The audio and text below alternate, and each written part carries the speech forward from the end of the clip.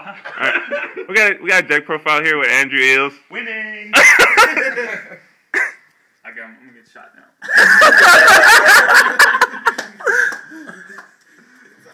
You already got shot. You don't even know it yet. This is mine, right? You know, any good swamp play, black. What they call this? You know, dark.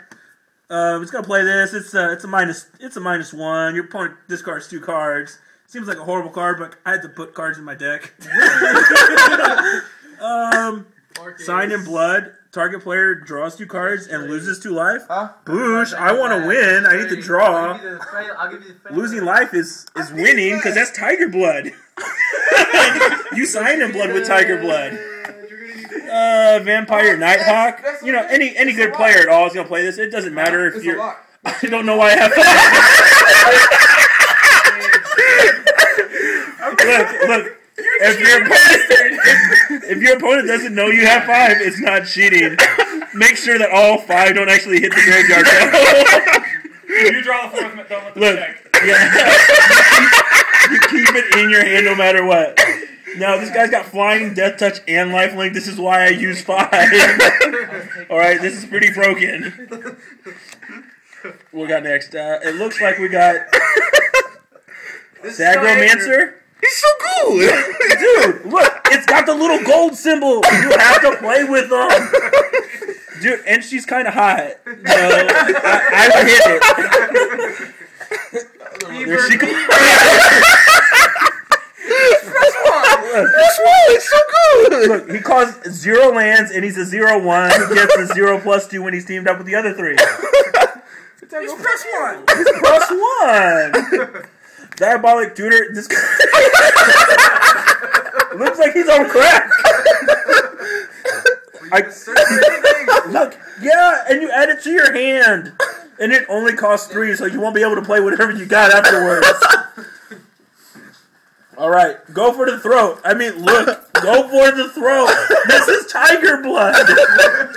Look, the bitch looks scared. Destroyed non-target or non-artifact creature. These probably aren't good in the format right now because there's nothing but artifact creatures. As I said, I'm not a very good player. Look, this bitch looks like she's evil. Don't let her fool you. It's an enchantment, not a monster. Yeah, at the beginning of each player's step, I'm guessing that's ups or upkeep. I don't know.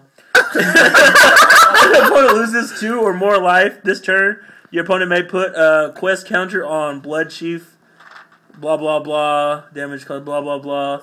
Whenever a card is put into an opponent's graveyard from anywhere, you know, I play him. Feast of Blood, Tiger Blood is winning. Destroy target creature you gain 4 life for a 2. Control 2 or more. Do you have to have vampires? Well, you saw I had that one bitch vampire.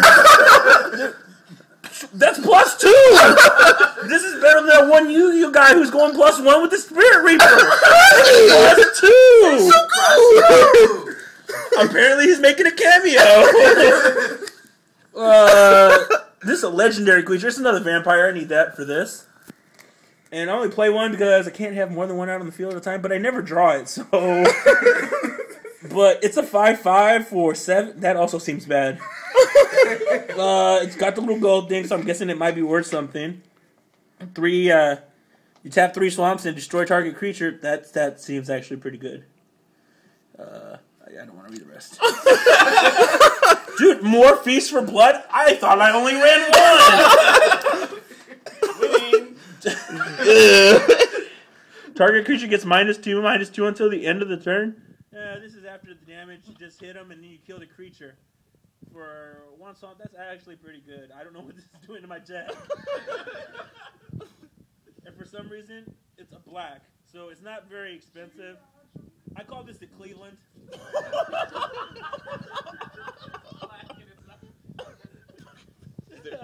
This is a vampire shade. I don't know if this counts for my Feast of Blood, but I'm going to say it does. I mean, I run 5 of a card, so cheating's not beyond me. When you tap a swamp for mana, add Boosh. We'll get into how this helps with your lands now. As you can see, I run a lot. right? But I run ones from different artists, as you can see, because let me tell you about these. This is the Alex Horley and the Dan Frazier. These only tap for one. These are just your regular swamps. Subpar art at that. But when you get into the Alan Palmick, when you tap these, it's somewhere on the internet that states they tap for another. So you actually get two. So when you tap this with her on the field, you get 3 mana off 1 land. That's +2. All right. The Jim Palex. This does the exact same thing, so I don't need to go over this one. Now we're gonna get into the broken ones. Chippy. If you're only allowed to play one of this. It's a basic land that taps for 4. So these two together, and when you have this on the field and this, it taps for 4, but it untaps after tapping.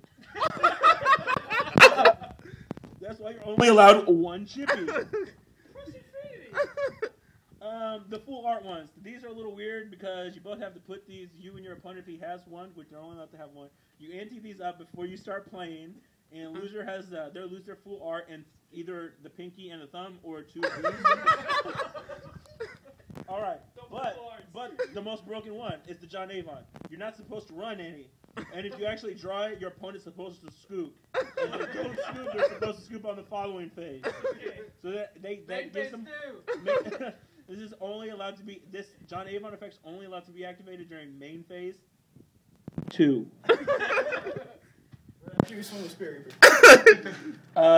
Playing the John Avon land allows you to summon Spirit Reaper from Yu-Gi-Oh! He has 300.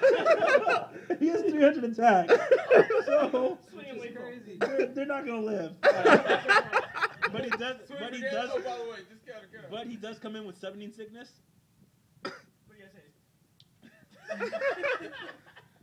All right, we're done with this. Blood Ritualist. What this lets you do is you get one of 2 choices. You get this multi-kicker. And when you pay this multi-kicker, you either get to pull in a ritual card from Yu-Gi-Oh! Or, what? Necro Valley. Oh, that's so good! That's so good, because then your opponent can't mess with their graveyard. This dude's known as the Ruin Sage. He's another legendary vampire shaman. Dude, gold money! Which means winning. At the beginning of your upkeep, each player sacrifices a non-vampire creature. Boosh, I've got nothing but vampires except for the ones that are. Dude, a rogue vampire. I think this is an uncommon. I'm not sure. But apparently, oh no, yeah, this is a creature. I don't like this. We're changing the deck. This card, return target creature from your graveyard to your hand. I can't play this if I played the one Ritualist guy because then I got Necro Valley. This Blood Witch seems broken. Flying and protection from white. Just make sure you play white decks so you don't lose. Blade of the Blood Chief. Dude, I run Blood Chief, so apparently this is supposed to go together. It's another gold. This is known as the Anti-Cleveland. Whenever a creature is put into a graveyard from battle, put a +1/+1 counter on this equipped creature. If equipped creature is a vampire, put 2 pluses! +1! +2! 1 to equip! Well, you don't actually tap this, though. Let's see what we got left. We got Planeswalkers. You know, these actually seem pretty good. Let's read what they do. Blah, blah, blah. You can make your opponent discard 1 by putting a counter on it. -2, your library, blah, blah, blah. That one's usually the one that sucks. We'll go with the last one. Put all creature cards in the graveyard onto the battlefield under your control. Oh. Boosh for -8. Too bad you got Necro Valley on the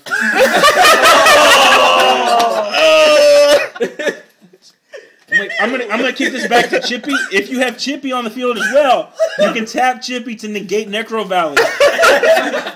Thus broken. Go, Chippy. All right. We've only got a couple cards left. Bear with him. Bear with me. No, that's the one I'm gonna use the combo for. This card is epic. Name a non-land creature. Search your target player's deck. Oh wait, graveyard, hand, and library. Dude, why the fuck are they called libraries and not decks? For any number of cards with that name and exile them. Then that player shuffles their library. It's not like Exile Force, guys. Look, it's removing them from the game. This is broken.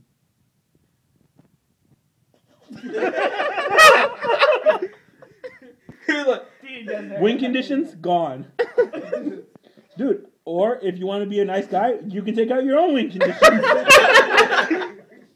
The last two things we got left are Tiger Blood and Adonis DNA.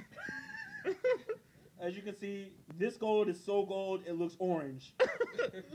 All right. No matter what you do, you pay the kicker and you take 15 cards out of your opponent's deck. And you get to throw them at them. That's garbage, booze. You get to throw cards at your opponent. Wait, I've got another one. See, psych. Butcher of blah, blah, blah. It's another vampire with flying. So he's a flying vampire. So when you attack, you can't go like this. You have to go, dun-dun-dun-dun-dun-dun-dun, Batman! And then he taps. Last but not least, the Planeswalker, the good one. Actually, this one is either. Boosh, this guy is like Mindslaver, but not as good. Because you're going to have to wait a couple turns to get these damn counters on him. But then you just do the whole lock and you take your opponent's next turn and blah, blah, blah. You can't mana burn them like you used to with Mindslaver, but you can make them do stupid stuff. And swing into your bigger monsters. Last but not least, we finished with Pokemon because this guy really sucks. So, any changes you would like to make to the deck? Hey, he dropped his side cards. If you're a good player, you're going to side this. It's got 200 attack. That's more than any... Get that away from me. Boosh. This has got 200 attack. This is more than any other creature you're going to run up against. It cost 1 land.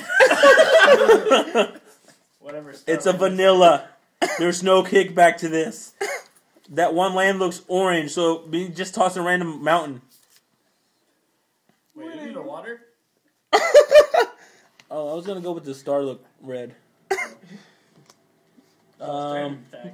And these are the tokens you use for when you put counters on stuff.